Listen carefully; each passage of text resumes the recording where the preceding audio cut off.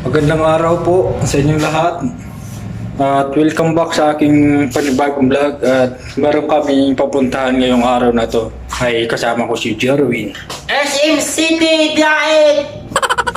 Saan tayo pupunta, Jerwin? Sa SM City Diet! SM City dahil nga pa. Opening ngayon, opening! Opening ngayon at gusto namin puntahan. Sobrang excited ni Jerwin na para ano din, para mapuntahan namin kung ano itsura yung SM. At samahan nyo kami at pupuntahan natin yung SM ko. Siyempre, bibili din kami! Gaano kaganda yung SM kung talagang mas malaki ang SM dahil kaysa sa Naga. Let's go!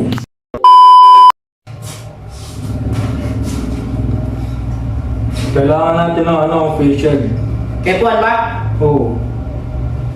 Ma-facial tayo dun. May face shield man ako. Ha? May face shield Kailangan din ako. natin ng face mask. Saka facial para makapasok agad tayo sa SM. Wala! Ayan. Let's go. Gulay na!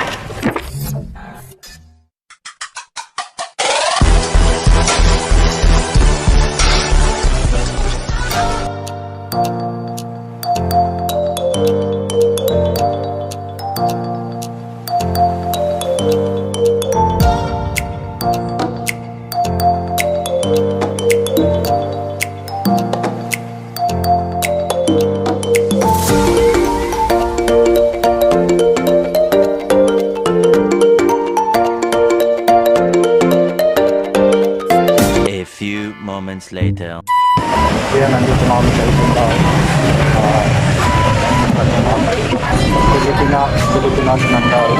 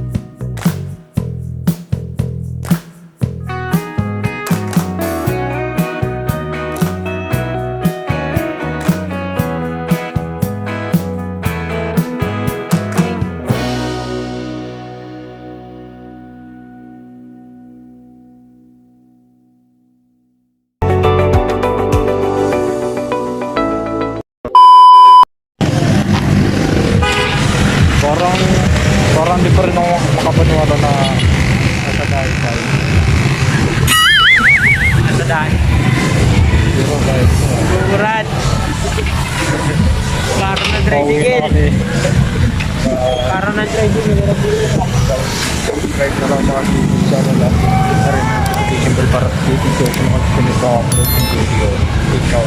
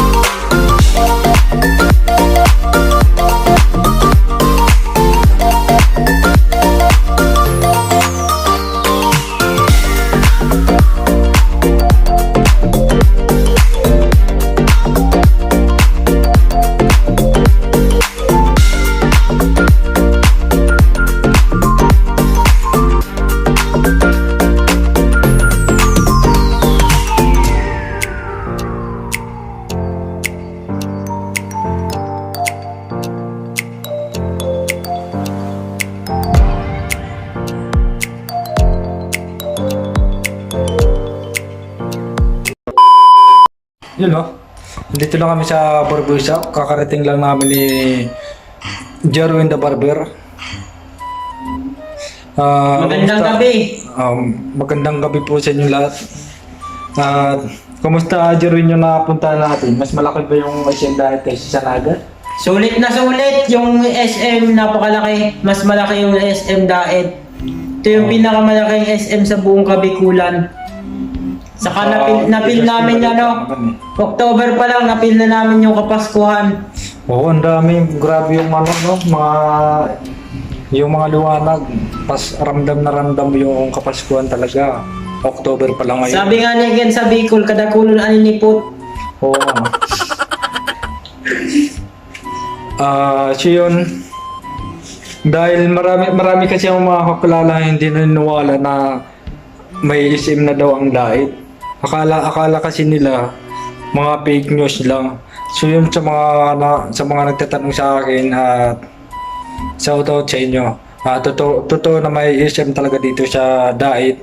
At kung napapanood nyo naman tong vlog namin, pinuntahan namin sa SM Diet. At dahil ngayon lang nag-open ng SM Diet, matagal sana itong halos mag-isang taon natapos tong SM Diet.